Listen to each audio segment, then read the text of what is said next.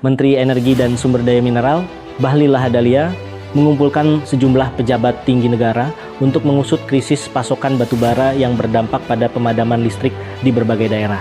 Rapat tersebut dihadiri Jaksa Agung ST Burhanuddin, Kepala BIN M. Herindra, Wakil Ketua DPR Sufmi Dasko Ahmad, Menteri Sekretaris Negara Prasetyo Hadi, dan Sekretaris Kabinet Teddy Indrawijaya.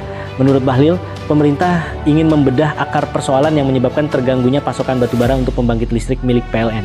Kondisi ini disebut mengingatkan pada krisis serupa yang pernah terjadi pada tahun 2022.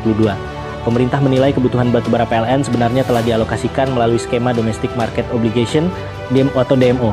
Namun, kendala diduga terjadi pada pasokan batubara berkalori menengah hingga tinggi yang dibutuhkan sebagai campuran bahan bakar pembangkit. Karena itu, pemerintah kini terus menelusuri penyebab gangguan tersebut agar pasokan energi tetap terjaga dan pemadaman listrik tidak kembali terjadi di berbagai wilayah Indonesia.